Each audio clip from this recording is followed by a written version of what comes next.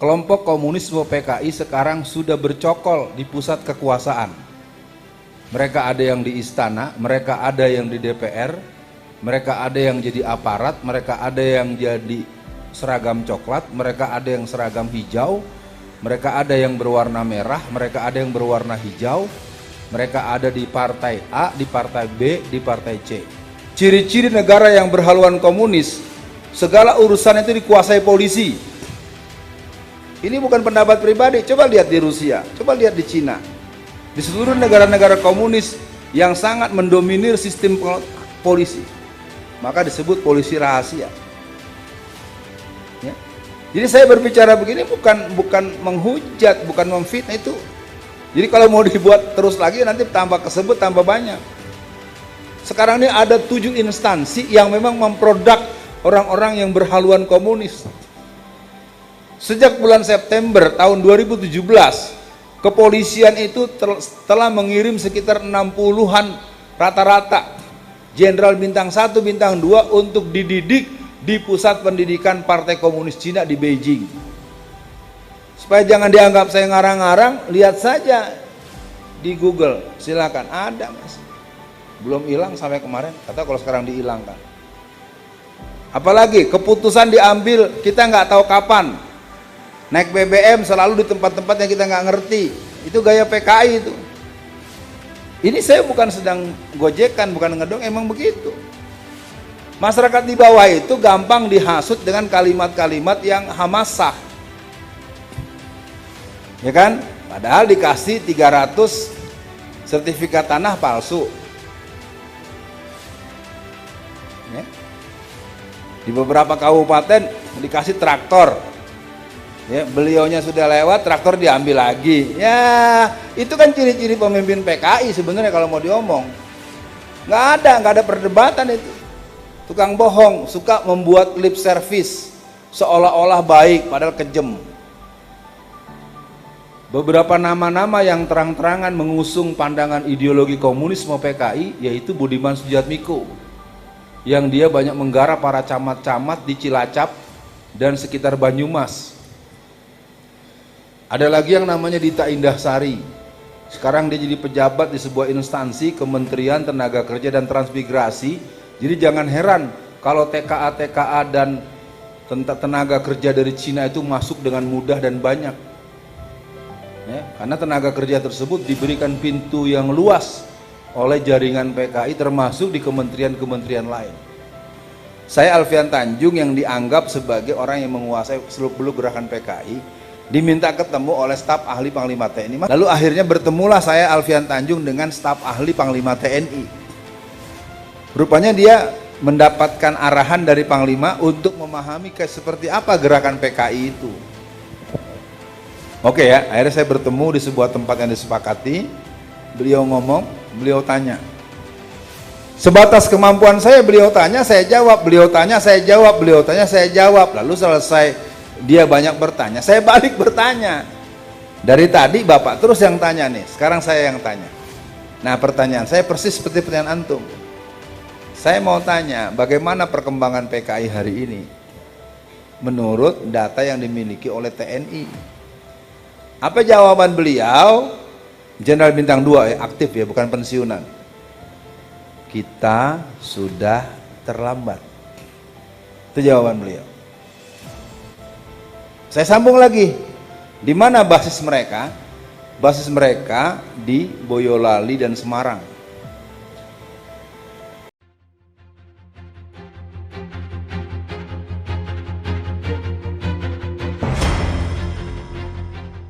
Saya Alfian Tanjung yang selama kurang lebih 35 tahun menghadapi langsung gerakan PKI secara meja, secara lapangan, sampai saya harus berlatih di penjara selama 4 tahun. Ya. Yang saya bawa, tapi saya tidak bawa barangnya, adalah buku tulisan saya yang kedua, Menangkal PKI Strategi Menjaga Keutuhan NKRI. Artinya perbincangan kita malam ini sudah harus menghitung langkah bahwa kelompok komunisme PKI sekarang sudah bercokol di pusat kekuasaan. Mereka ada yang di istana, mereka ada yang di DPR, mereka ada yang jadi aparat, mereka ada yang jadi seragam coklat, mereka ada yang seragam hijau, mereka ada yang berwarna merah, mereka ada yang berwarna hijau, mereka ada di partai A, di partai B, di partai C. Hampir semua partai mengalami diaspora kader-kader PKI di DPR kita.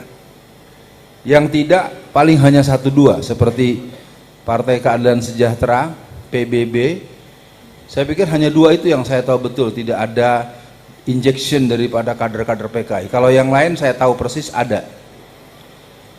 Nah, perbincangan ini menjadi tidak nyaman karena mungkin ada yang tidak berkenan dengan pendapat atau pernyataan saya. Orang-orang PKI hari ini di DPR saja sudah menembus 200 orang lebih. Jadi gerakan-gerakan kebangunan PKI ini sebenarnya merupakan sebuah kebangunan yang dibuat dengan sedemikian rupa sehingga orang itu tidak menerka, tidak menduga, ya. Kalau bahasa anak Betawi itu nggak iyeng gitu. Kita anggap nggak ada apa-apa nih. Lalu tahu-tahu muncul buku Aku Bangga Anak PKI. Buku Aku Bangga Jadi Anak PKI itu terbit bulan Juni tahun 2002. Yang menulis bernama Ripka Ciptaning. Ayahnya seorang saudagar daripada material di Solo tahun 1950-an. Ripka Ciptaning lahir tahun 1959, dia bertinggal di Jalan Haji Mencong, ya, dia Jalan Haji Mencong di Kota Tangerang, Provinsi Banten, dan dia jadi anggota DPR RI di daerah pemilihan Sukabumi Selatan, Jawa Barat sejak tahun 2004 sampai hari ini sudah 4 periode terus jadi anggota DPR.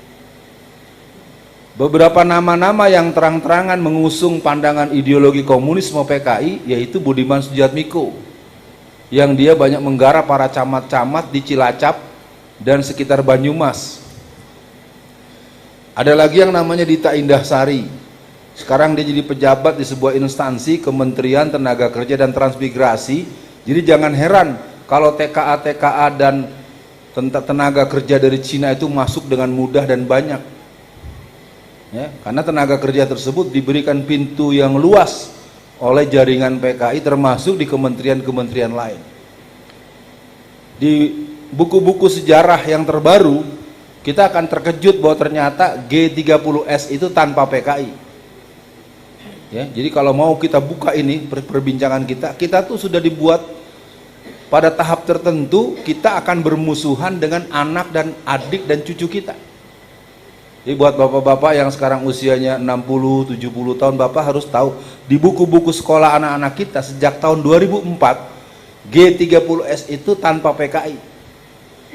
Bahkan di buku yang sekarang, buku terbaru edisi 2020, bahwa sesungguhnya proses pemberontakan PKI tahun 1965 itu adalah poros Jakarta Moskow. Kan bohongan, Pak? Tapi di buku itu tertulis poros Jakarta Moskow. Kalau sampai bacaan itu tidak pernah dikoreksi, tidak pernah diberikan satu pandangan-pandangan pembetulan, nanti satu waktu bapak, ibu akan ditanya sama cucunya, eyang, dulu kata ada pemberontakan PKI ya? Iya, tahun berapa yang?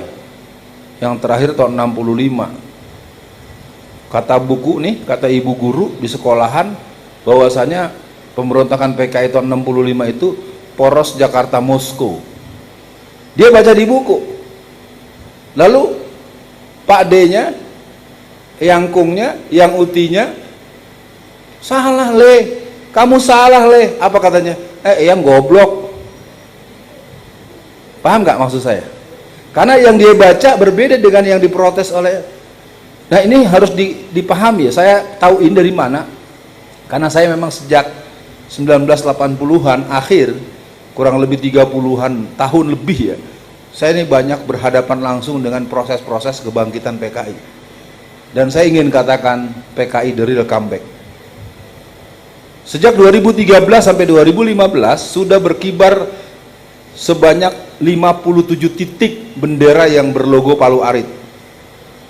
Bukan 57 bendera ya mas, bukan 57 bendera, tapi 57 titik dari Aceh sampai Ternate. Belum lagi yang namanya kongres, ya, Kongres PKI, ini di tangan saya ini ada hasil ADART, hasil Kongres PKI yang ke-10.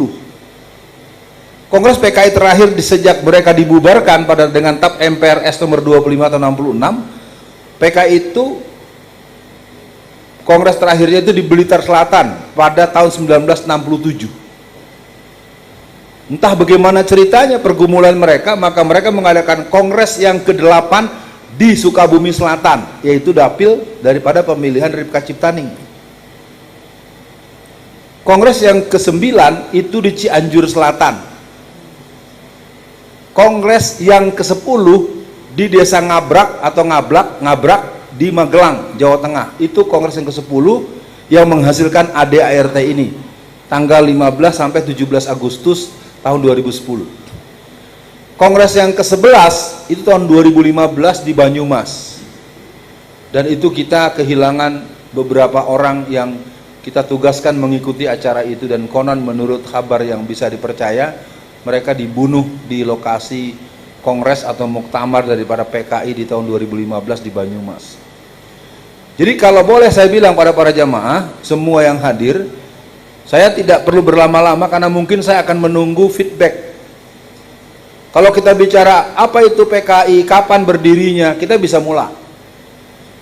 PKI merupakan sebuah kelembagaan partai yang berlambang palu arit. Pandangan itu berhaluan komunis itu dibawa oleh HJMF Sneflet. Sneflet itu seorang Belanda yang haluan politiknya berbeda dengan Belanda yang ada di Indonesia, karena di Indonesia ini pembawa glory God gospel. Mereka orang-orang yang menginginkan terjadinya gerakan kristenisasi untuk bidang Protestan. Jadi Belanda datang untuk membawa agama Kristen Protestan, sementara Sneflet, Brexma, Brandsteder dan 15 orang teman-temannya itu membawa haluan komunis. Komunis ini memberontak tahun 1926, dan pemberontakan komunisme PKI itu tidak dalam rangka memerdekakan Indonesia. Sebelum diteruskan, saya minta air minum dulu nih. Daripada saya diem-diem aja, aus. Masalahnya saya orang Melayu nih ya, saya orang Padang nih. Kalau saya nggak basa-basi ya. Jadi kalau tuan rumah tersinggung, saya minta maaf. Karena daripada antar saya nggak asik gitu.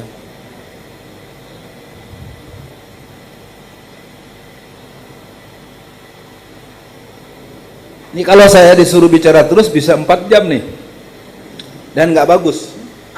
Ya, karena Anda akan tetap asik karena saya punya banyak the bank of information, the bank of literasi, the bank of empirisme, dan itu nggak ada gunanya. Buat apa jadi tukang dongeng saya?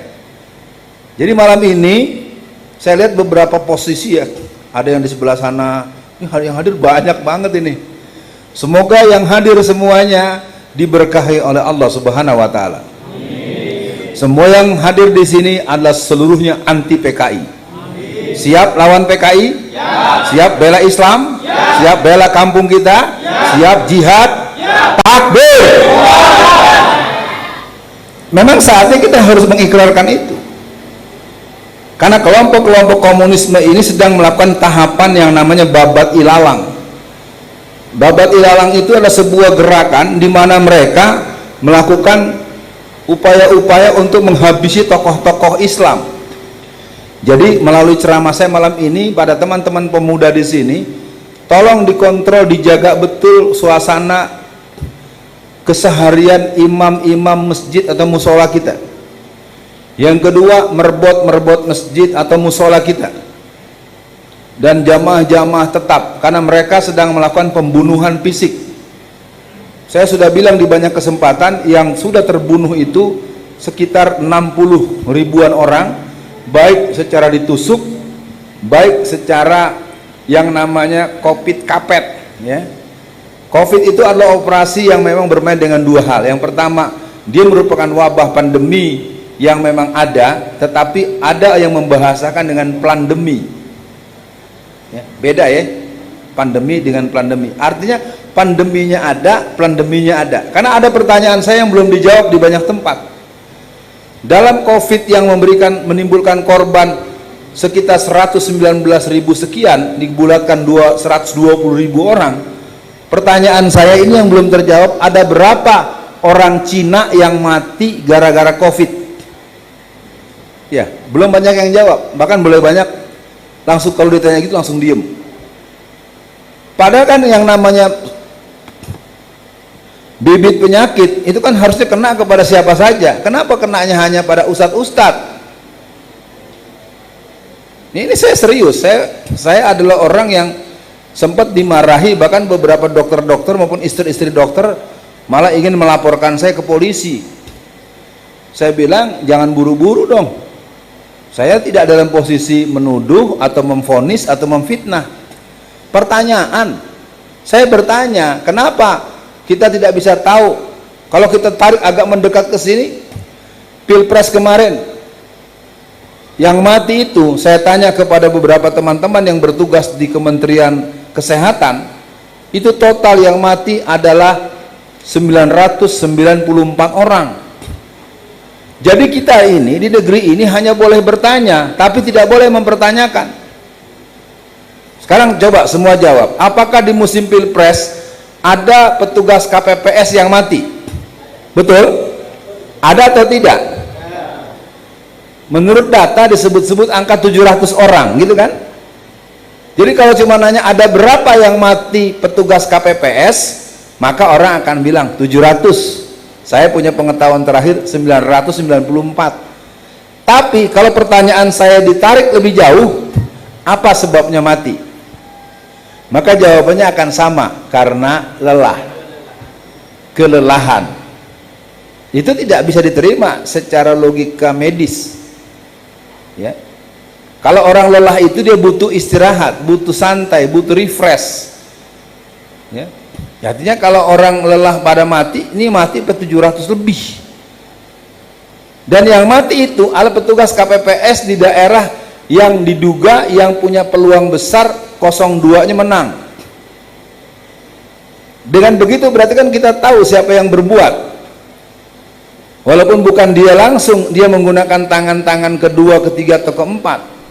Nah, jadi sekarang saya akan tarik dulu dengan lebih sistematis bagaimana PKI itu bangkit kembali. Pemberontakan PKI merupakan sebuah pemberontakan yang tidak pernah merasa selesai. Dalam buku yang berjudul Bahaya Komunisme karangan Profesor Dr. Zainal Abidin Ahmad yang berduet dengan dengan Dr. Baharudin Lopa, di halaman 21 di alinea keempat dikatakan bahwa kegagalan pemberontakan PKI tahun 1948 merupakan warming up, pemanasan. Kegagalan pemberontakan PKI tahun 1965 merupakan general repetisi, pengulangan umum, dan kita akan melangsungkan kudeta yang ketiga. Kudeta yang ketiga sudah selesai. 2014 itu adalah hari proklamasi tanda kutip eksisnya dan berperannya secara maksimal kelompok-kelompok komunis di negeri ini. Dari ada yang bilang katanya apa? Situs muslim itu lebih jelek daripada situs porno. Siapa yang ngomong? Kan dari kelompok ya, PKI Perjuangan kan, mereka yang ngomong. Ya artinya kan itu orang semua tahu. Artinya dia berani bilang begitu, itu kan sebenarnya penghinaan. Tapi kalau mau kita tarik terus, bagaimana ada yang meminta agar 300 ayat Al-Quran dihilangkan? Bahkan di Bekasi ada anak muda yang menginjak Al-Quran. Jadi kalau kita rincikan kejadian demi kejadian, pertanyaannya ada di mana pemuda Islam? Saya tidak mengatakan bapak-bapak, ibu-ibu dan teman-teman pemuda di sini penakut. Saya saja kena vonis 4 tahun dengan kasus yang tidak jelas. Kasus saya yang pertama, saya berceramah tanggal 27 bulan Februari tahun 2017. Judul ceramah saya adalah Bahaya Penjajahan Cina. Terlepas saya mengalami slip of tongue, saya dinyatakan mengatakan sesuatu yang dianggap tendensius dan berdelik. Tapi faktanya persidangan saya itu membuat sesuatu yang disebut dengan istilahnya eksepsi diterima.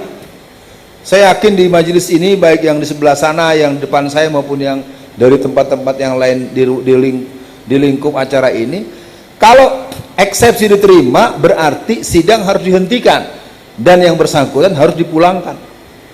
Saya tidak bisa pulang.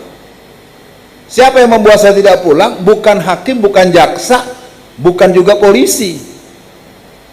Yang meminta saya tidak boleh pulang justru orang Cina. Nggak mau kalau Ci Alpian nggak dipenjara. Lalu sejak kapan negeri ini menetapkan orang masuk penjara atas permintaan orang Cina? Jadi Cina ini sekarang tambah hari tambah kurang ajar. Kita nyebut Cina aja nggak boleh. Keluarkan undang-undang tentang Tiongkok. Ya. Jadi kekurangan ajaran Cina ini semakin hari semakin mencolok.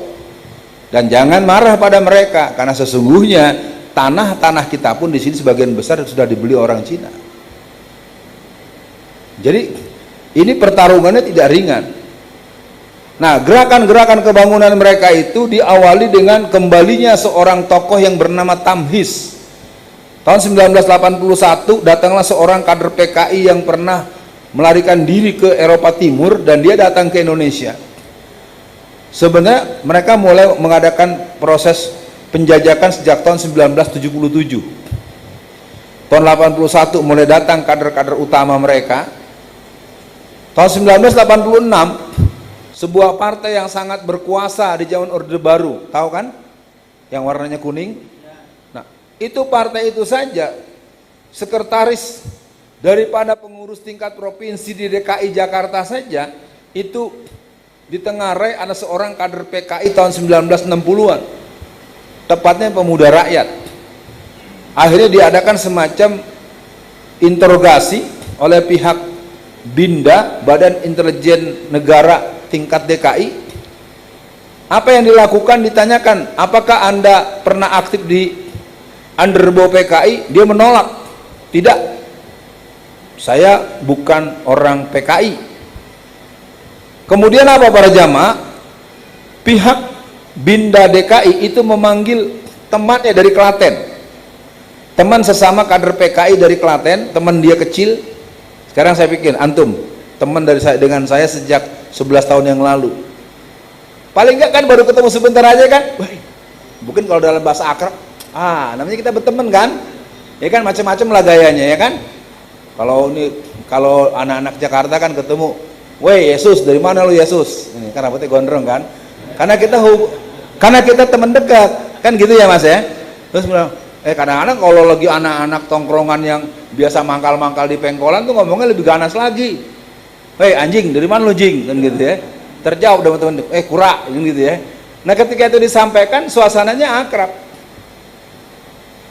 Nah, yang ingin saya katakan dalam perbincangan kita malam ini, bahwa gerakan komunisme hari ini telah merusak kekuatan umat Islam, dan umat Islamnya sayangnya tidak sadar bahwa PKI-nya sedang bekerja keras. Tempat bertumbuhnya faham komunisme yang subur adalah satu, keluarga yang disharmonis. Tolong dilihat, ada berapa banyak keluarga yang betul-betul harmonis. Harmonis itu tidak harus kaya. Kaya secara materi itu merupakan sebuah keinginan siapa orang yang tidak pengen kaya. Tapi kesediaan untuk menjaga keseimbangan, menerima apa yang diberikan suami, tidak menggerutu dan membanding-bandingkan dengan tetangga, itu poin. Jadi gerakan komunisme ini sekarang sudah sampai kepada bentuk-bentuk perwujudan. Rifka Citaning sudah menulis buku yang berjudul Aku Bangga Jadi Anak PKI. Itu terbit bulan Juni tahun 2002, dan buku tersebut sudah dicetak sebanyak 2 juta eksemplar. Bisa nggak Bapak bayangkan, buku yang berjudul Aku Bangga, ini bukan ini, kalau ini kan buku saya, buku yang judulnya Aku Bangga Anak PKI ada 2 juta, dan kalau itu ada di setiap rumah, kalau satu buku kira-kira dibaca oleh 1 orang, bisa lebih, 5 orang bisa lebih. Apalagi kalau misalnya kita nih di sini katakanlah ini bohong-bohongannya, kita nih orang-orang defense of PKI, ya kan? Antum punya 1, kita mau beli susah, kira-kira apa? Fotokopi. Jadi kalau mau dilihat, gerakan komunisme ini sudah tertopang dengan literatur, ya. Apalagi kemudian bulan September tahun 2005 terbit buku berlanjutan, anak PKI masuk parlemen. Jadi adanya anak-anak PKI di DPR hari ini yang jumlahnya lebih dari 200 orang itu bukan hoax, itu fakta.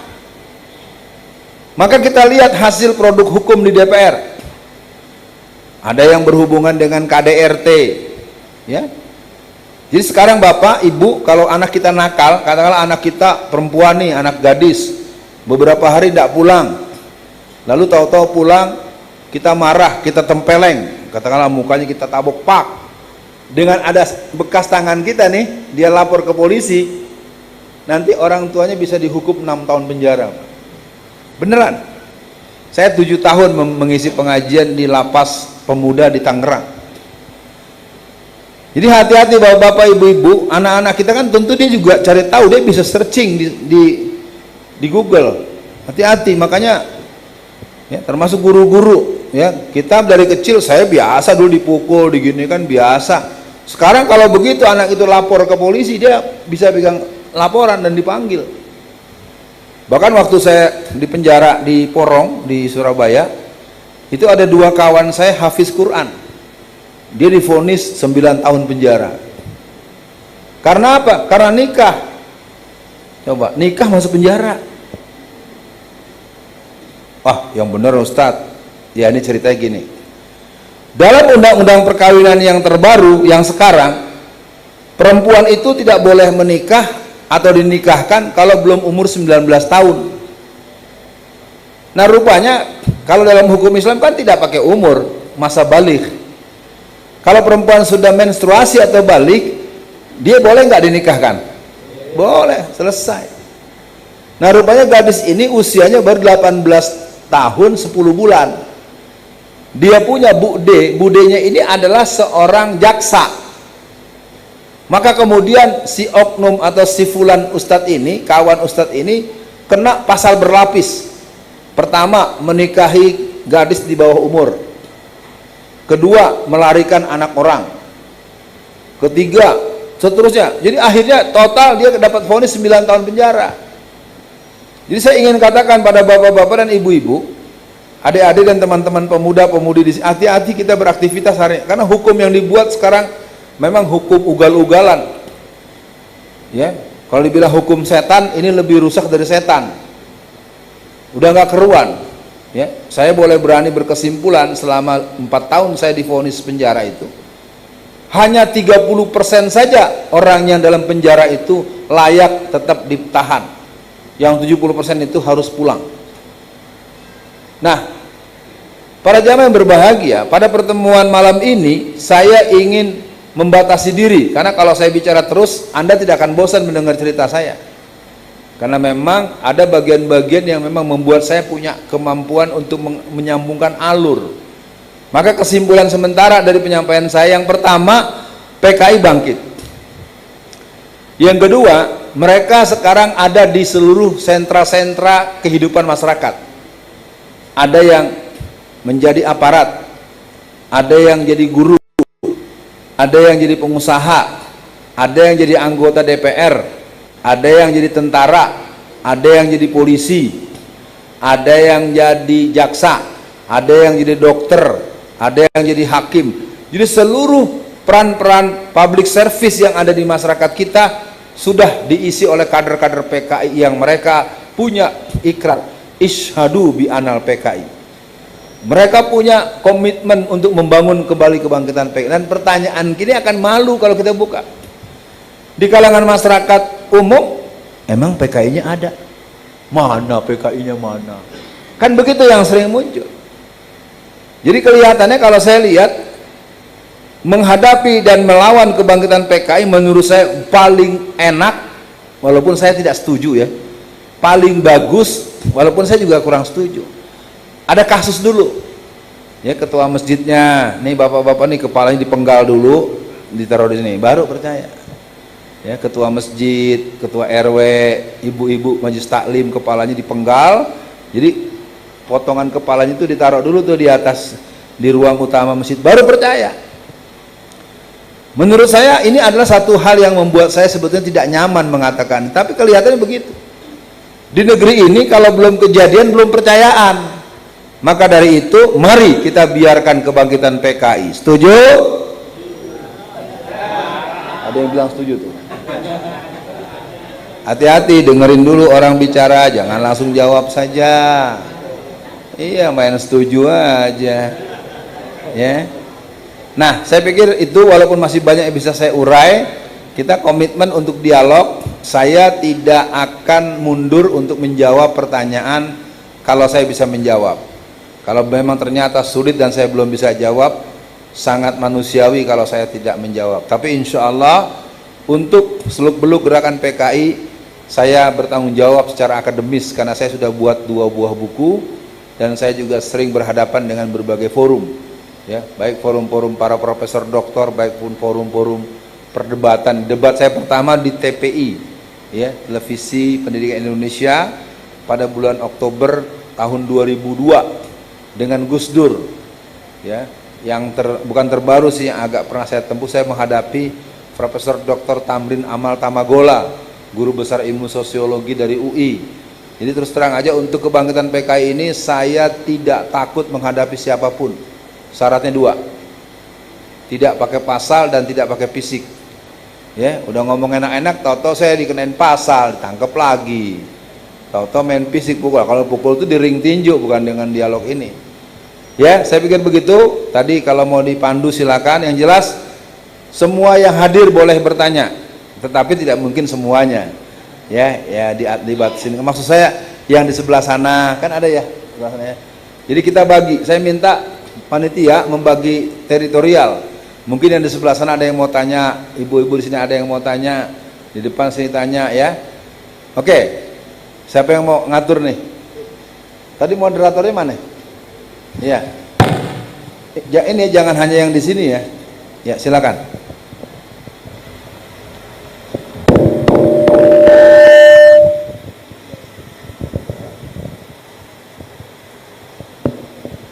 Kita berlima orang dulu ya.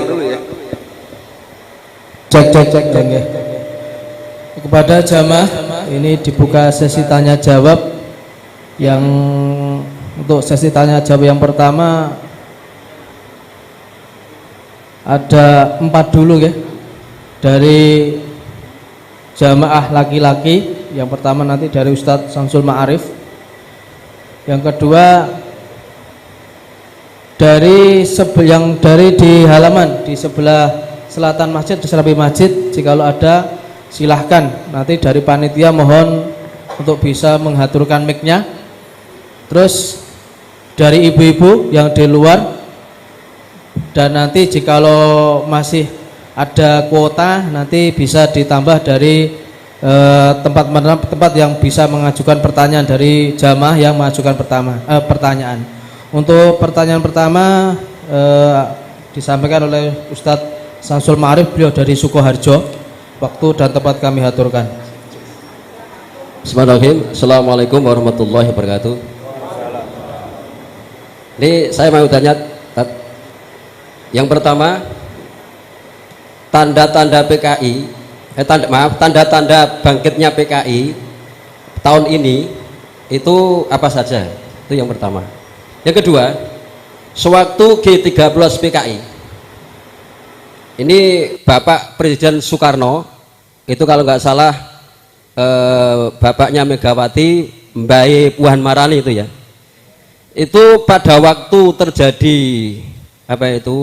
pemberontakan PKI, itu Pak Presiden Soekarno pada waktu itu kok diam saja gitu loh. Padahal kan kudetanya PKI itu kan mengerikan. Kalau nggak salah 7 jenderal itu dibunuh dengan sadis dengan orang-orang PKI beserta gerwaninya. Kemudian juga kekejaman PKI di luar itu juga banyak sekali. Tapi kenapa Presiden Soekarno itu kok tidak membubarkan atau tidak mengecam sama sekali adanya pemberontakan PKI itu? Saya hari ini masih penasaran, Ustadz, ya, karena setahu saya itu ya, sejarah PKI itu, G13 PKI itu ya, saya lihat di film itu, kemudian juga saya pernah belajar buku pendidikan sejarah perjuangan bangsa PSBB sewaktu saya di SD dan di Sanawi itu Pak Soekarno itu, Presiden Soekarno itu kok diam saja gitu. Itu yang kedua. Yang ketiga, hari ini tolong Ustadz tunjukkan itu ya, basis PKI hari ini itu tempatnya di mana saja. Itu ya. Karena wis siji lanang ya sik gitu ya. Gua nanya ini Tat, nanti kalau ada waktunya lagi ada satu pertanyaan tapi 3 ini dulu aja. Ya cukup. Assalamualaikum warahmatullahi wabarakatuh. Mana yang kedua? Monggo untuk penanya yang kedua dari jamaah di sebelah selatan masjid. Ada?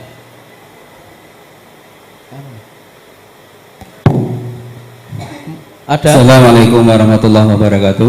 Mohon disebutkan nama aja dan dari mana. Nama Amin dari Jamaah Masjid Al-Ayis. Untuk pertanyaan satu saja dan singkat, bagaimana caranya untuk menghadapi atau menjelaskan kepada orang-orang yang ketika diingatkan bahwa PKI itu bangkit kembali, mereka ini tidak percaya. Jadi caranya bagaimana untuk menjelaskan supaya mereka percaya begitu? Atau apakah harus terjadi seperti yang dikatakan Ustadz tadi, harus ada korban dulu atau tumbal dulu? Demikian, jazakumullah khairan. Assalamualaikum warahmatullahi wabarakatuh. Waalaikumsalam warahmatullahi wabarakatuh. Pertanyaan kedua dari Ustadz Samino dari Ketua Takmir Masjid Al-Ayis Bondong Sari. Untuk pertanyaan ketiga dari ibu-ibu ada? Wonten boten Bu? Belum. Monggo untuk kami serahkan kepada yang ada di dalam dulu jikalau ada. Monggo.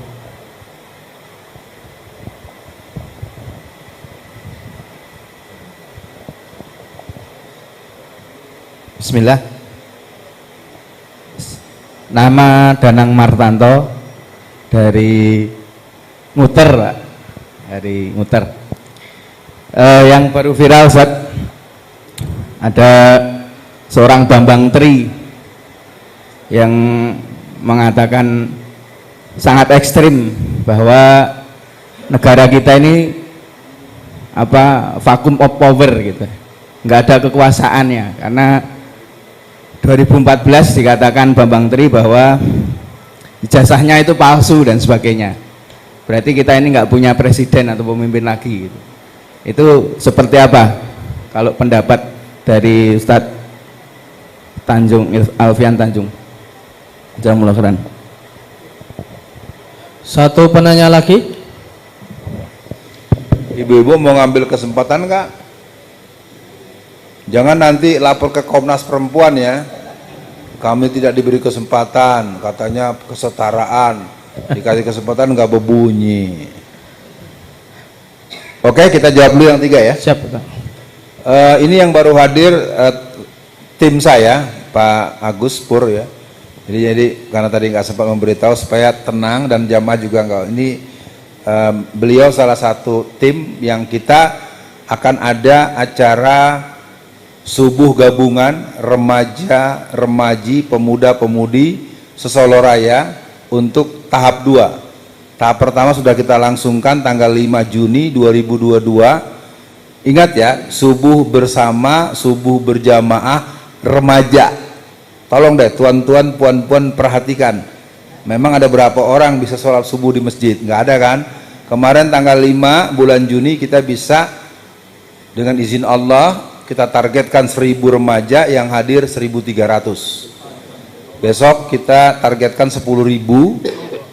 Terserah, setelah itu kita bertawakal kepada Allah. Apakah daerah sini akan mengambil peran? Mudah-mudahan bawa ini ya, posternya bawa ya Pak. Nanti ya dibagikan. Baik, yang pertama dari Ustadz Samsul ya. Tanda-tanda PKI.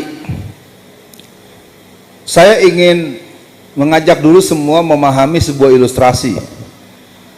Kalau kita tinggal di sebuah lingkungan, di mana lingkungan tersebut di pojok kampung itu ada tempat pembuangan sampah. Terbayang nggak Mas Danang? Kalau tempat pembuangan sampah itu kan berarti ada muntah, ada barang basi, ada bekas macam-macam deh, ya. Jadi bau busuknya tuh sudah bermacam-macam. Tapi di sekitar tempat pembuangan sampah itu ada rumah. Orang yang rumahnya dekat dengan pembuangan sampah, kira-kira kalau tidur pules nggak? Pules. Karena dia udah biasa tinggal di situ. Ya, mudah-mudahan dipahami nih ilustrasi saya ini. Tapi ketika datang orang dari kompleks sebelah, yang mana dia tinggal di komplek yang kebersihannya terjaga, di tiap waktu ada apa namanya disemprot, apa istilahnya tuh yang pakai itu ya, pokoknya di ruangannya pun pakai hairspray segala macam. Wah, pokoknya itu baru datang mendekati posisi 20 meter aja tuh udah mau muntah. Saya dengan segala kekurangan yang saya punya, saya sudah menangkap ini kondisi serius. Jadi tanda-tanda PKI sekarang apa? Yang gampang cara melihatnya aja, kalau dalam sistem pemerintahan, pemerintah yang berkuasa paling seneng kalau rakyatnya sengsara. Ada nggak tanda-tanda itu di negara kita? Nah itu, kalau mau diterusin lebih catatan lagi, ciri-ciri negara yang berhaluan komunis, segala urusan itu dikuasai polisi. Ini bukan pendapat pribadi, coba lihat di Rusia, coba lihat di Cina. Di seluruh negara-negara komunis yang sangat mendominir sistem polisi, maka disebut polisi rahasia. Ya. Jadi saya berbicara begini bukan menghujat, bukan memfitnah itu. Jadi kalau mau dibuat terus lagi nanti tambah kesebut tambah banyak. Apalagi keputusan diambil kita nggak tahu kapan. Naik BBM selalu di tempat-tempat yang kita nggak ngerti. Itu gaya PKI itu. Penetapan 1 Juni sebagai libur nasional, kapan dibahasnya? Belum ada pembahasan, nggak pernah ada RDPU, nggak pernah ada dengar pendapat, nggak pernah tahu-tahu diumumkan, dan itu adalah hasil Kongres PDI Perjuangan. Saya waktu di sidang pengadilan mendatangkan Hasto Kristianto sebagai Sekjen PDI Perjuangan, yang dia melaporkan saya ketika saya membuat tweetan di Twitter yang bertuliskan 85% yang mencoblos PDI Perjuangan adalah PKI. Itu bukan pendapat saya, Anda boleh ketawa, bukan pendapat saya, itu pendapat Ripka Ciptaning. Ripka Ciptaning diwawancaranya oleh wartawan. Ditanya bagaimana perkembangan PKI, dia bilang 15 juta orang PKI yang mencoblos PDIP. Tahun berapa? Tahun 2002. Di TV apa? LaTV. Apa itu LaTV? Televisi sebelum menjadi TV One. Jadi saya menceritakan, nah di akhir wawancara wartawan bilang, kalau 15 juta itu kan dulu Mbak, kalau sekarang, ya sekarang 20 juta. Nah kalau 20 juta dari perolehan suara di 2014 yang cuma 18 juta 680-an ribu, maka itu cuma ketemu angkanya 84,6% kurang lebih. Berarti kan kalau saya bilang 85% saya betul, kenapa jadi saya yang ditangkap? Apa yang terjadi? Itu selesai, saya sudah divonis bebas, tapi 0 tambah 0 sama dengan 4. Ya. Nah dalam sidang kasus saya yang dilaporkan oleh si Hasto Kristianto itu, hakim kasih kesempatan pada saya. Saudara Alfian, apakah ada yang mau ditanyakan kepada saksi pelapor? Ada Pak Hakim Ketua. Saudara Hasto, saya tanya pada Anda, hari libur nasional 1 Juni sebagai hari Pancasila itu Pancasilanya PDI Perjuangan atau Pancasila Indonesia? Nggak bisa jawab. Jadi saya ingin katakan, kalau tadi pertanyaan dari Ustadz Samsul, tanda-tandanya terlalu banyak. Keputusan sepihak, mau enaknya saja, kita nggak boleh bertanya, kalau bertanya ditangkap. Jadi formula pengelolaan negara kita persis dengan negara-negara komunis di masa-masa terjadinya proses penampakan seperti negara pada masa revolusi kebudayaan di Cina. Nah yang jadi persoalan adalah masyarakat kita sudah lupa dengan pesan orang tuanya. Orang tua kita mengajarkan dari dulu orang itu berani karena benar. Sekarang orang benar diam saja karena pengen masuk surga. Ya Allah, biar aja Ustadz Alfian yang ditangkap ya Allah. Yang penting saya masuk surga sendirian. Begitu doanya begitu. Karena orang yang punya pemahaman kebenaran tidak berani bergaul atau membuat barisan untuk melawan, akhirnya orang jahat jadi berani. Makanya mulai malam ini semua kita harus katakan bahwa PKI haram hukumnya ada di negara kita. Karena kita punya Pancasila. Pancasila ketuhanan yang Maha Esa. Siapa yang ingin merubah Pancasila? Ya orang yang ingin membuat jadi Trisila dan Ekasila. Itu siapa? Lihat saja kongres yang keempat. Di partai apa yang pengen merubah? Bukan kita. Kenapa jadi dituduh HTI? Kenapa FPI yang dibubarkan? Yang maling siapa? Yang ditangkap siapa? Karena kalau kita tanya Front Pembela Islam kenapa dibubarkan? Yang namanya pembubaran kan berarti melakukan hal yang fatal. Mari kita tanya, apa yang fatal dilakukan oleh FPI? Membunuh berapa orang? Merampok berapa triliun? Nggak ada yang kita bisa jawab, karena FPI itu dibubarkan atas permintaan oligarki dan jaringan keluarga PKI. Tapi kan kita semua juga sama tahu, FPI dibubarkan semua diem, nggak ada yang mendukung, nggak ada yang mempertanyakan. Oke lah kalau mendukung berisiko, mempertanyakan deh. Apa? Semua tokoh Islam diem semua kok. Saya nggak mau nyebut organisasinya, ntar tersinggung. Ormas mana diem semua kok, ketua umumnya diem, sekjennya diem. Jadi apa yang terjadi? Ada satu kolektivitas kepengecutan nasional. Jadi kita ini mengalami mental pengecut nasional, jadi takut semua.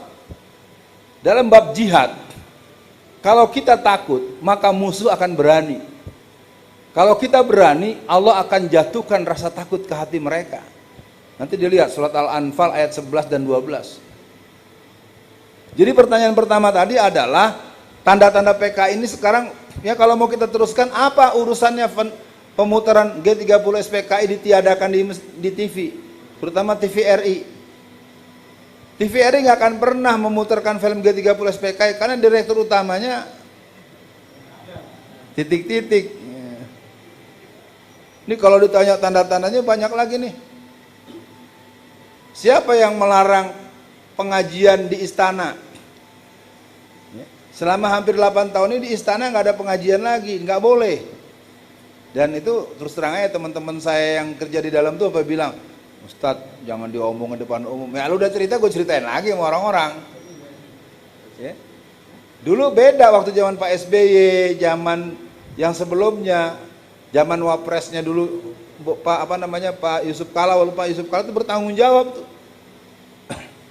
Kan Pak Yusuf Kala pernah bilang, kalau negara ini dipimpin oleh Jokowi, hancur negara ini. Itu kan pendapatnya si Yusuf Kala, ya, bukan pendapat Alfian.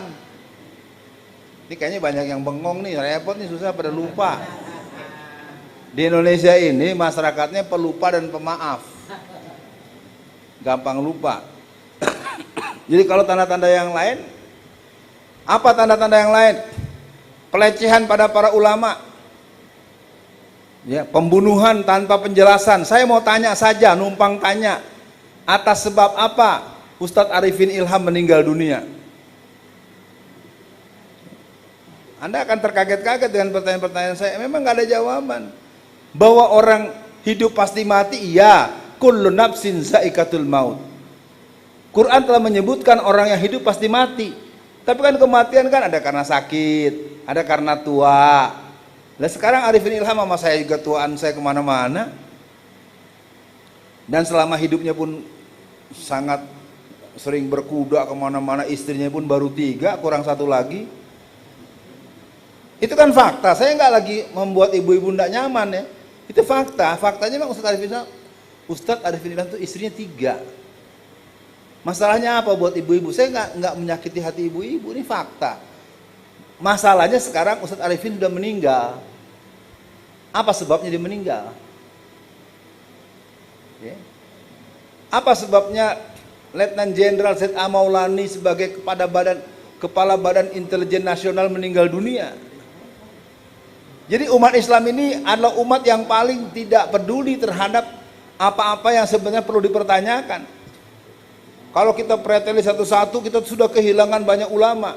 Oke, poin pertama saya pikir kalau diteruskan banyaklah ya, penguasaan, sistem, apalagi penghilangan frase agama. Coba deh pelajaran agama dia, oh banyak sekali Pak Ustadz.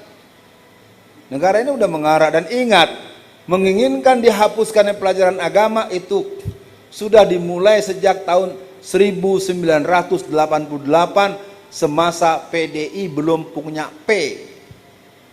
Ya, bagi yang belum tahu ya saya kasih tahu aja. Tahun 1988 PDI tanpa P sudah mengusulkan penghapusan pelajaran agama di sekolah. Ya, tanpa P aja begitu, apalagi dikasih P kan gitu ya. Oke, yang kedua, bagaimana Soekarno kok diam saja? Lah Soekarno lagi bermesraan saja. Jadi kena kayak Mahfud MD dah. Ya, bermesraan dengan PKI. Sesungguhnya mau bilang Soekarno kemana ya, Soekarno dari awal memang menjadikan penggabungan antara nasionalis, agama dan komunis. Dan saya adalah orang yang tetap menyatakan Orde Baru beralih ke Orde Reformasi. Buat seorang Alfian Tanjung, Orde Reformasi itu sama dengan Orde Lama Jilid 2. Ya. Lalu pertanyaan lagi, Soekarno ini kok diem, kenapa, kemana? Soekarno jelas tidak punya teman ketika dia berhadapan dengan Masyumi, berhadapan dengan orang-orang yang tercerahkan. Karena Soekarno selama tahun 50-an sampai dia meninggal emang senjatanya cuma satu, pidato doang. Kalau bahasa nenek-nenek zaman dulu emang kenyang makan pidato. Pidatonya bagus, kita nggak membantah itu. Tetapi sering melakukan sesuatu yang sebenarnya merusak proses tatanan membangun negara. Akhirnya masyarakat seperti masyarakat PRRI yang ada di Sumatera Barat, di buku sejarah kita kan hanya ditulis sebagai pemberontakan. Itu bukan pemberontakan. Mereka menawarkan konsep. Ngurus negara tuh mbok yo jangan pidato terus. Nih tahapannya. Konsep ditawarkan oleh pergerakan revolusioner. Konsepnya diambil, orang-orangnya dibunuhin. Ya, saya orang Sumatera Barat nih, saya orang Danau Maninjau. Kenapa banyak orang-orang dari Sumatera Barat namanya, ada yang namanya Cornelius, ada yang namanya seperti nama-nama orang-orang itu, karena dia untuk biar gampang datang ke Jawa. Atau kalau yang pernah sekolah tahun 80-an, kita akan ketemu Atlas, ya, tahu Atlas Pak? Yang itu penulis yang terkenal namanya Adi Negoro. Adi Negoro itu nama asli Jamaluddin, orang Sumatera Barat. Karena kalau dia menggunakan nama tetap Jamaluddin, pertama itu nggak bisa dicetak, kedua nggak laku. Ya. Karena mau dibulak-balik bagaimana, emang orang Sumatera Barat tetap jadi bumbu untuk semua gerakan di negeri ini, termasuk Alfian Tanjung. Sekarang ngapain sih ada di sini? Lu boleh bilang nggak demen sama gua, lu boleh bilang nggak suka sama gua, ya? Yang bisa nerangin PKI panjang lebar sama dengan luas ya Allah yang menganugerahkan kepada banyak orang, satu diantaranya saya. Nah, jadi Soekarno pada hari ulang tahun PKI yang ke-45 dia terang-terangan, siapa yang ganggu PKI lawan gua dulu. Silakan dibuka arsipnya, baik videonya maupun arsip-arsip koran-koran. Jadi kesalahannya adalah ketika pemberontakan PKI tahun 1948 yang dimotori oleh Musso. Kenapa Musso banyak pendukung? Karena Musso melakukan mobilisasi ke masyarakat dengan kalimat Musso itu adalah titisan Nabi Musa. Betul Pak? Saudara-saudara, mari berkumpul di lapang. Kita akan melawan Soekarno, saudara-saudara. Yang memimpin kita, saudara-saudara, adalah keturunan Nabi Musa. Mari kita lawan Soekarno. Ini saya bukan sedang gojekan, bukan ngedong, emang begitu. Masyarakat di bawah itu gampang dihasut dengan kalimat-kalimat yang hamasah. Ya kan? Padahal dikasih 300 sertifikat tanah palsu. Ya. Di beberapa kabupaten dikasih traktor. Ya, beliaunya sudah lewat, traktor diambil lagi. Ya, itu kan ciri-ciri pemimpin PKI sebenarnya kalau mau diomong. nggak ada perdebatan itu. Tukang bohong, suka membuat lip service seolah-olah baik padahal kejem. Kalau Bapak Ibu mau tahu negara ini sejak 2010, Jakarta lah saya bilang, 2015 itu setiap hari bertambah 3 orang gila. Syukurnya Allah kasih Anies Baswedan yang agak lebih ini. Karena di Jakarta itu dulu ada sekitar 96 pesantren. Dengan pajak yang dinaikkan terus-menerus tinggi, akhirnya pesantren tersebut satu persatu beralih tangan ke tangan orang-orang Cina. Ya. Jadi terus terang saja ceramah saya yang menyebutkan bahaya penjajahan Cina itu tidak ada yang bantah jamaah. Jamaah yang nyimak tuh udah begini semua. Ya. Yang lapor saya pun ternyata nggak ngerti apa-apa, namanya Pak Sujatmiko. Masa orang melaporkan orang dianggap berbuat salah sampai di pengadilan, ya idiot jadi pelapor. Kan pertanyaan kan siapa dia bisa ngelapor-lapor saya, ternyata bohong. Akhirnya saya eksepsi saya diterima oleh hakim. Nah oke ya, saya pikir soal Soekarno yang perlu dipahami sampai hari ini Soekarno belum jadi pahlawan nasional. Biar tahu aja. Soekarno bukan pahlawan nasional karena Soekarno punya cacat dalam perjalanan dengan PKI itu. Ya. Dan ini perdebatan, makanya ngamuk-ngamuk terus itu. Moncong putih. Iya. Wah, mungkin sekarang udah kali ya bikin sendiri. Nah, ini pertanyaan nomor 3 agak ngeri nih, Pak Samsul nih. Basis PKI ada di mana saja? Saya mau cerita aja deh ya, nanti ketahuan di sana. 4 bulan atau 2 atau 4 bulan sebelum Pak Hadi yang digantikan oleh Pak Andika Perkasa sebagai Panglima TNI, staf ahli Pak Hadi, apa namanya, Hadi Cahyanto ya, saya nggak tahu ya, pokoknya Pak Hadi lah, Jenderal Hadi. Stafnya itu menyuruh ajudannya, staf ahli punya ajudan, menghubungi saya. Lalu akhirnya bertemulah saya Alfian Tanjung dengan staf ahli Panglima TNI. Rupanya dia mendapatkan arahan dari Panglima untuk memahami seperti apa gerakan PKI itu. Oke ya, akhirnya saya bertemu di sebuah tempat yang disepakati. Beliau ngomong, beliau tanya. Sebatas kemampuan saya, beliau tanya, saya jawab, beliau tanya, saya jawab, beliau tanya, saya jawab. Lalu selesai dia banyak bertanya, saya balik bertanya. Dari tadi Bapak terus yang tanya nih, sekarang saya yang tanya. Nah pertanyaan saya persis seperti pertanyaan antum. Saya mau tanya, bagaimana perkembangan PKI hari ini? Menurut data yang dimiliki oleh TNI. Apa jawaban beliau? Jenderal Bintang 2 ya, aktif ya, bukan pensiunan. Kita sudah terlambat. Itu jawaban beliau. Saya sambung lagi. Di mana basis mereka? Basis mereka di Boyolali dan Semarang.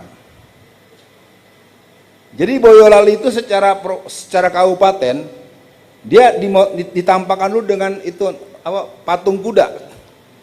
Itu kan ada lambang akan keberadaan, perlindungan dan kewiwahaan orang yang bernama DN Aidit atau Amir Sarifuddin. Kalau Amir Sarifuddin di Semarang.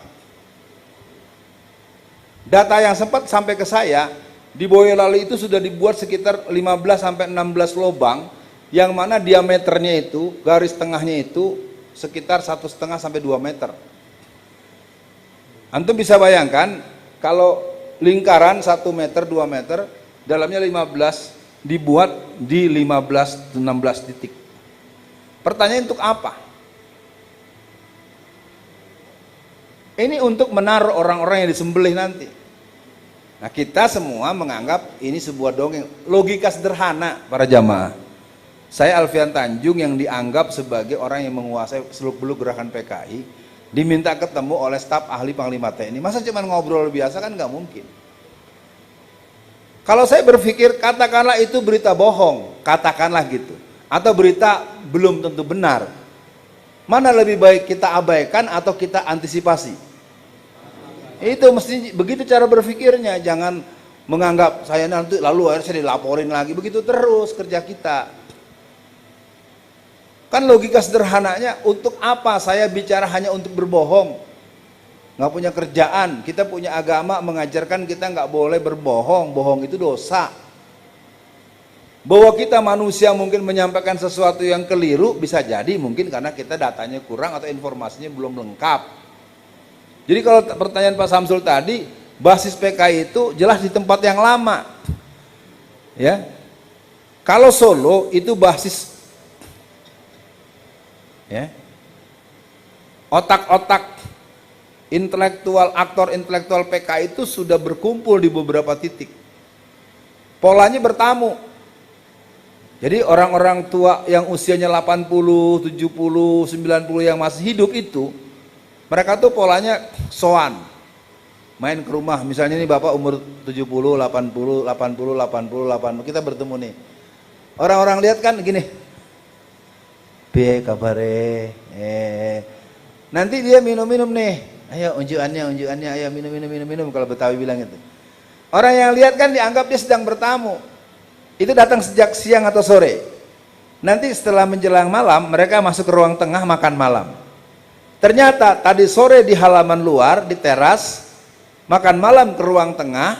Tengah malam mereka masuk ke kamar salah satu orang yang katakanlah kalau rumah antum masuk ke kamar. Itu bisa 5 hari 5 malam. Jadi mereka sekarang sedang mapping. Kalau di Solo itu ada satu kejadian, satu hari saya selesai Jumatan di sebuah masjid. Ada seorang bapak dari sebuah basis PKI tahun 60-an, usianya 70 lebih. Mungkin waktu zaman PKI dia sekitar SMP. Assalamualaikum Ustaz Alfian. Oh ya Pak, ada apa? Saya ini lagi agak kurang tenang hati saya. Kenapa Pak? Karena Pak RW menyuruh saya untuk membuat lubang dengan lebar 3 meter, luas sekian, dalam sekian. Katanya mau dibuat tambak lele. Saya selama tinggal di kampung ini sudah hampir 50 tahun lebih, tidak pernah ada masyarakat yang nambak lele. Jadi penyiapan lubang-lubang untuk pembantaian itu sudah dilakukan sejak tahun 2020-an ke sini. Nah, cerita saya ini tentu tidak dalam posisi saya memastikan, tapi ini kan gini, saya tanya pada Bapak itu, Pak, saya ini lebih muda dari Bapak, kenapa Bapak cerita-cerita sama saya? Ya Ustadz, bagaimanapun walaupun Ustadz lebih muda, kami tahu Ustadz ini kan diketahui oleh banyak khalayak, Ustadz ini orang yang sangat menguasai gerakan PKI. Ya kalau Bapak nanya begitu, saya tidak akan memberikan kesimpulan karena saya di sini belum lama tinggal di Solo, saya bilang. Tapi kalau Bapak sudah merasakan itu, ya berarti kita harus antisipasi. Nah, yang jadi persoalan menurut saya hari ini adalah kita nih masyarakat anti komunis itu seperti akuarium. Sekarang kita teruskan pertanyaannya, atas sebab apa Ustadz Tengku Zulkarnain meninggal dunia? Itu kalau diterus-teruskan pertanyaannya, kita betul-betul hati kita tuh nyeri. Karena salah satu kelemahan umat Islam adalah tidak memiliki kemampuan analisis intelijen dakwah. Ketidakpengetahuan kita terhadap rencana musuh ini membuat kita seperti hari ini. Bagaimana orang-orang Muhammadiyah masih belum bersikap ketika tanggal 21 bulan November tahun 2021 seorang yang bernama Bapak Sobari didemonstrasi oleh 7.000 orang pemuda dari ormas tertentu sampai akhirnya sore hari beliau masuk ICU. Saya tetap ingin tanya nih teman-teman Kokam, ada perintah nggak dari Jawa Tengah? Ini kan Jawa Tengah diam semua ya. Kan ini kan warna merah ini kan dikoneksikan dengan SRPKAD atau Kopassus.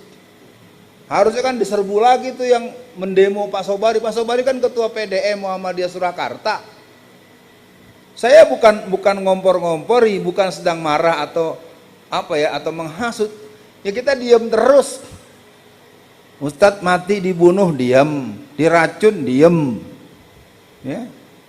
Saya terus terang aja, saya ini begini pastinya karena Allah belum mengagendakan saya meninggal.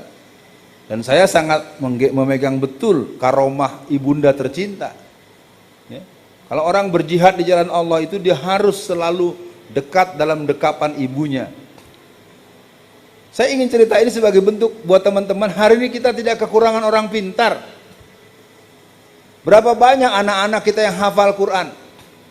Berapa banyak anak-anak kita yang mondok di berbagai pondok pesantren? Dia bisa bahasa Arab, bisa bahasa Perancis, bisa bahasa Inggris, bisa bahasa macam-macam. Tapi mana mereka bisa menggantikan peran-peran dakwah di kampung-kampung? Banyak yang nggak mau jadi ustadz, maunya malah bisnis. Bisnis bukan dilarang, tapi kalau lagi khotibnya nggak datang dia maju dong.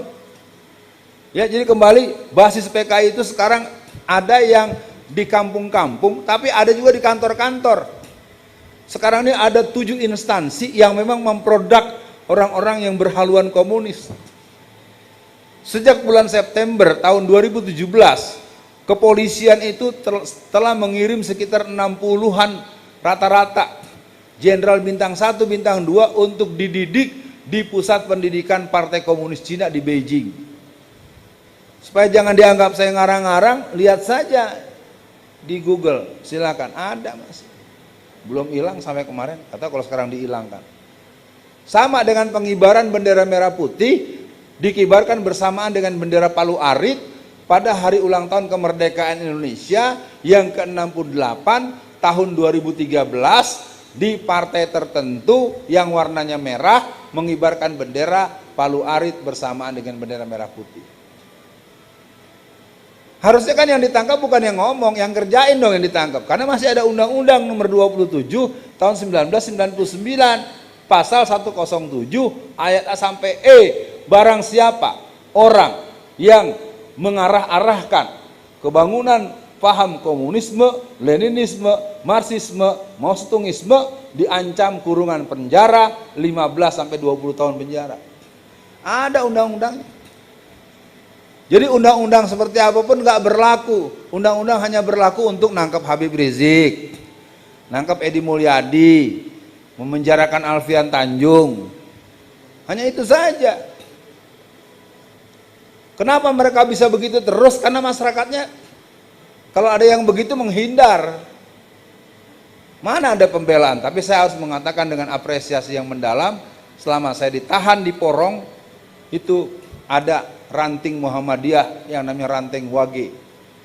Jadi PRM, pimpinan ranting atau RM ranting Muhammadiyah Wage Surabaya itu kalau buat saya satu hari yang sangat luar biasa. 7 hari saya di penjara, Dato datang. Satu pun saya nggak ada yang kenal. Assalamualaikum Ustadz, kami dari pengurus ranting Muhammadiyah. Ada apa Mas? Ini ada titipan dari masyarakat 7 juta rupiah. Nggak sampai 2 minggu datang lagi. Assalamualaikum, lebih banyak. Mereka kasih saya berapa? 20 juta rupiah. Ranting loh. Saya bukan ingin bicara angka nominal, angka yang dimaksudkan kemana-mana, tidak. Jadi ternyata dalam hati kecil saya, oh saya yang nggak pernah ketemu, mereka tahu saya. Nah pertanyaan sekarang, Ustadz Ahmad Farid Okbah, Ustadz Zain Anajah, Ustadz Ahmad Anung Alhamad, apakah mereka sudah dibantu oleh kita di sini? Kesian Pak, itu ulama-ulama hebat semuanya. Memang kita tahu kita akan dituduh-tuduhkan teroris. Tapi saya katakan para jamaah, kalau kita masyarakat mengadakan penolakannya rame-rame, itu terjadi seperti di Bandung. Di Bandung itu ada seorang ulama yang namanya Kiai Haji Atian M. Ali MA. Kita panggil dengan Ustadz Atian. Itu kalau ada salah satu ustadz di Bandung ditangkap, maka dia akan datang ke kantor polisi bisa 400 ustadz. Dan mereka nggak mau pulang kalau nggak ditangkap semua. Syaratnya cuma 2, yang ditangkap dipulangkan atau kami semua dipenjara. Kalau kita kan kalau ada satu ditangkap yang satu pura-pura umroh. Jadi kebersamaan dalam segala situasi itu rasanya memang perlu ada pengkondisian. Nah yang kedua, dan ini yang nanya Ustadz terus nih ya, Ustadz Samino, menghadapi dan menjelaskan pada yang tidak percaya. Saya membahas tentang PKI udah 30 tahun. yang bilang saya gila, yang dibilang saya stres, yang dibilang saya nggak punya ilmu, yang dipanggil saya Ustadz PKI, segala macam. Kalau orang yang pernah dengar ceramah-ceramah saya tahun 80-an, tahun 70-an itu paling mereka bilang, dari dulu, kenapa kita nggak percaya aja dari dulu, gitu. Kalau saya bilang telat. Saya sebagai orang yang punya basis sebagai orang, saya ini basic saya filsafat pendidikan. Tapi memang saya kader PII. Ya, siapa yang pernah dengar nama PII ini? Bukan Persatuan Insinyur Indonesia, Pelajar Islam Indonesia. Kami di PII itu punya ikrar bahwa kami para pelajar Islam Indonesia senantiasa akan membela kepentingan Islam dan umat Islam dalam situasi dan tempat dan keadaan yang bagaimanapun juga. Jadi kalau ditanyakan bagaimana, saya nggak bisa ngomong lagi, memang udah dibuat. Cara mereka adalah menjauhkan orang bertemu dengan orang model saya. Saya nggak pernah memaksa orang percaya dengan saya, tapi kalau Anda mau berdebat dengan saya, ayo, syaratnya 2. Bagaimana ketika saya dibawa ke Jack TV, seorang Profesor Dr. Tamrin Amal Tamagola dengan sinis mengatakan PKI tidak ada. Udah lewat PKI. Pas saya tunjukin ini, saya lihat dong, enggak, saya bilang. Iya kan, ternyata dia kan nggak tahu juga bahwa tidak ada ADART dihasilkan di warung kopi. ADART itu dihasilkan pertemuan dengan mendatangkan perwakilan secara nasional. Itu lalu lahirlah konstruksi berupa ADART. Jadi sekarang PKI itu ada PKI asli dengan ketua umum yang bernama Wahyu Setiaji dengan wakil ketua umum Teguh Karyadi. Saya udah sebut nama itu, tapi nggak pernah ditangkap. Yang ditangkap malah Alfian Tanjung. Nih, fotonya ada tuh. Ya. Tinggal di zoom aja, tangkap mestinya. Kenapa ketua umum PKI yang namanya Wahyu Setiaji dan wakil ketua umum Teguh Karyadi bisa kemana-mana berpidato, nggak ditangkap-tangkap? Kira-kira yang nangkep sama yang mau ditangkap sama-sama nggak tuh ya ideologinya ya? Ini serius, omongan saya ini bukan omongan menghujat atau memfitnah. Yang terakhir tentang Pak Danang Bambang Tri. Saya nggak tahu ya, memang inilah kehidupan. 2 minggu sebelum Bambang Tri ditahan, maaf. 2 minggu sebelum saya ditahan, Bambang Tri sudah duluan ditahan di Rutan Blora. Lalu saya bilang pada teman saya, namanya si Fulan, Fulan, temenin gue yuk. Mau kemana? Panggil saya Kak Alfian. Mau kemana Kak Alfian? Gue kepengen nengok Bambang Tri. Lalu sampailah saya jam 2 siang ke tempat di mana dia ditahan. Jam besuk itu jam setengah 10 sampai menjelang jam 12, maka saya tertolak. Saya pasang badan, saya jauh-jauh dari Jakarta nih. Saya bilang sama karutannya, Pak, masa sih Pak? Saya kan dari Jakarta nih Pak, memang nggak tahu jam besuknya, masa jam segini nggak bisa lihat? Nggak bisa Ustadz. Oke, kalau gitu Ustadz datang besok saja. Nah akhirnya saya datang besoknya, ketika pagi hari saya datang jam 9, setengah 10, saya besuk seperti biasa. Lalu ternyata karutan itu, kepala rumah tahanan itu menyiapkan tempat untuk saya berbincang kurang lebih 2-4 jam dengan Bambang Tri. Jadi kalau ditanya Bambang Tri ini mengatakan ada vacuum of power, saya tidak bilang iya atau tidak, tapi memang dia bicara begitu. Yang jadi persoalan kan dia menyampaikan banyak hal, tapi apa yang ditulis dalam buku Jokowi Undercover 1, Jokowi Undercover 2, Jokowi Undercover 3, satu pun gak ada yang bantah. Yang ada ditangkap. Kan tanda tanya, masa orang nggak dibantah isinya tapi orang ditangkap? Malah diumumkan waktu itu oleh Kapolri, barang siapa yang punya buku Jokowi Undercover akan ditangkap. Sejak kapan orang punya buku ditangkap? Lalu dengan seenaknya polisi mengumumkan bahwa Jokowi Undercover tidak ilmiah. Sejak kapan kepolisian jadi lembaga ilmiah? Itu pekerjaan orang kampus. Jadi kita sering dipertontonkan arogansi-arogansi tertentu yang membuat kita semakin yakin bahwa komunis memang sedang bergerak ini. Kan sudah saya bilang, di negara-negara komunis sistem sosial itu dikendalikan oleh polisi. Tapi jangan dulu-dulu menyamaratakan, ada juga negara yang bagus, bahkan mereka tidak perlu dengan jaksa, tidak perlu dengan hakim, tidak perlu dengan yang lain. Kami hanya butuh polisi. Seperti di Finlandia atau Norwegia. Kan begitu ya? Ya, maka polisinya harus cari polisi yang mana nih? Polisi hugeng dan polisi tidur ya, batu-batuan. Bambang Tri omongannya apa? Saya pikir ya udah ada kok di YouTube, dengerin aja.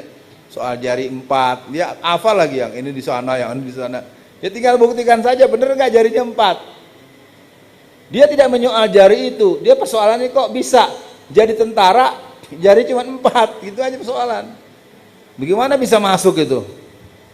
Ini kan bukan soal penghinaan kepada ciptaan Allah. Yang namanya orang akan berperang sebagai pasukan tempur. Kalau jarinya kurang, ntar dia bikin ada pelatuk, nggak ke sini yang pelatuknya ntar ya. Aduh, luar biasa. Ini udah setengah 12 nih.